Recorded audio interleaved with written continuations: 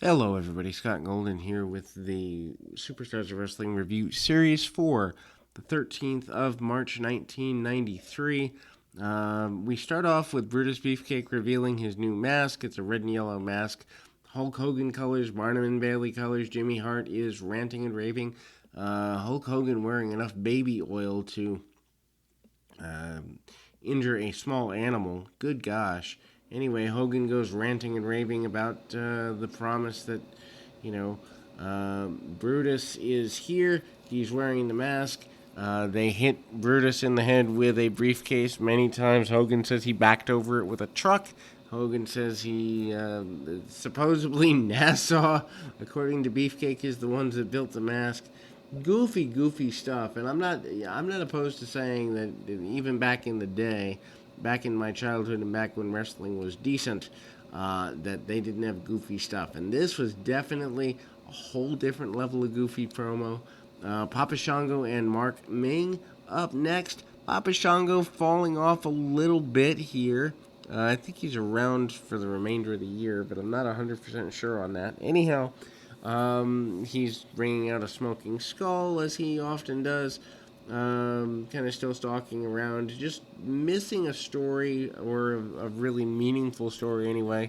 Uh, Shango misses a splash in the corner. Enhancement talent does have some difficulty kicking. Papa Shango actually falls down. Proof that you have to have fundamental basics, as many of the old timers say, or the guys that were actually there when wrestling drew money say. Anyhow, um, so there's choke over the bottom rope and all of that. Uh, Big elbow drop and then a shoulder breaker by Shango for the win. Nasty Boys against Ed Arst and White Shadow. Nasty Boys again, not in the promotion terribly much longer. They are gone by later in 93, the fall of 93, so a couple of months remaining. White Shadow here is a masked individual, which they seem to bring in every few TV tapings. 3 or 4 TV tapings, you get a masked guy. Armbreaker, the cross armbreaker by Brian Knobs, which is just weird to see him use a more hold based thing, but he does here. Not that he can't do it. It's just weird to see him do something that isn't brawling related or power related. Big clothesline by Knobs takes out his opponent, and it's weird. I mean, I don't even think the Nasty Boys aren't even on WrestleMania 9, which just strikes me as odd. Anyhow, power slam and the top rope elbow by Sags. 1, 2, 3. Your Nasty Boys are your winners here. Um, Event Center featuring Crush and Giant Gonzalez. Crush talks about wanting to get even with Doink. Going to completely crush him, no pun intended. Come WrestleMania 9, they're in front of a WrestleMania 9 graphic. The end of The Undertaker is promised by Harvey Whippleman and Giant Gonzalez here. Obviously, this is the worst Undertaker match in Mania history. Not worth going out of your way to see. Yokozuna against Casey Clark is the enhancement match you'd expect it to be. A couple of weeks before his, championship win. He hits a Uranage, he hits a belly to belly suplex, leg drop, and the bonsai drop.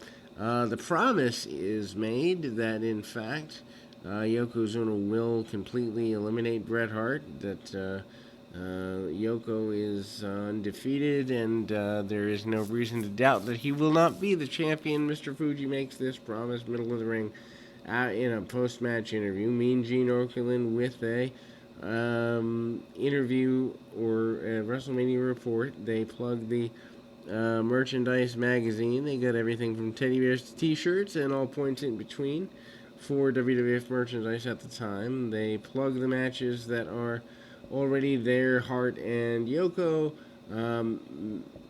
Megamaniacs, and Hogan and such. DiBiase makes an interesting point that Hogan's only interest is coming back and stealing all the glory, hogging the glory, winning the championship, doesn't really care about anything but himself.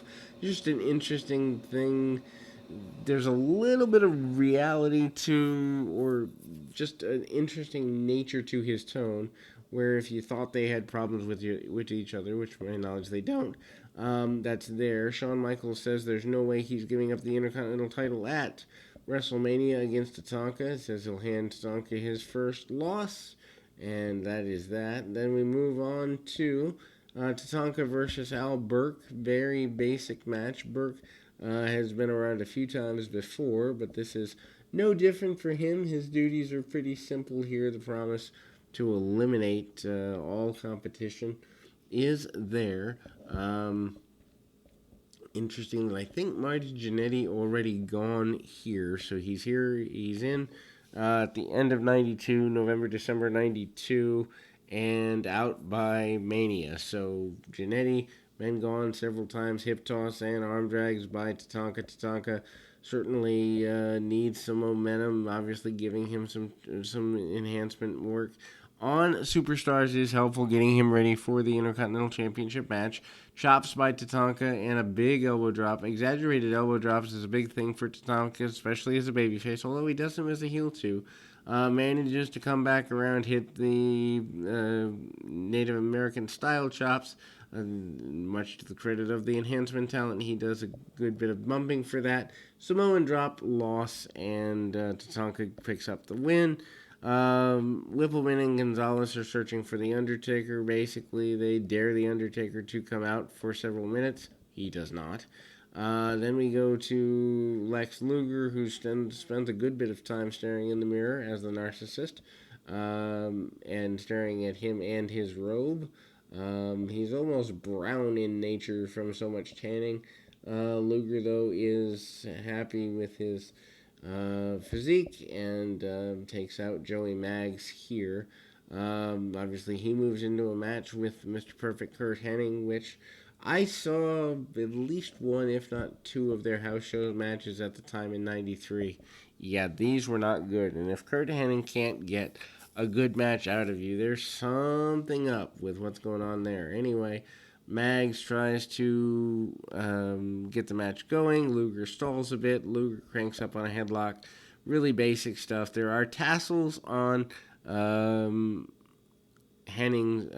Luger's tights. There's a rib story that Curt Hennig tells, or actually has been told about Curt Hennig and Lex Luger. I don't remember who tells the rib story, but I can confirm it because I saw it myself. At a house show in mid-1993, when they were doing some post-WrestleMania tour type stuff, so think right before summer begins, they have a match between Hennig and Luger. And Luger has tassels on his trunks.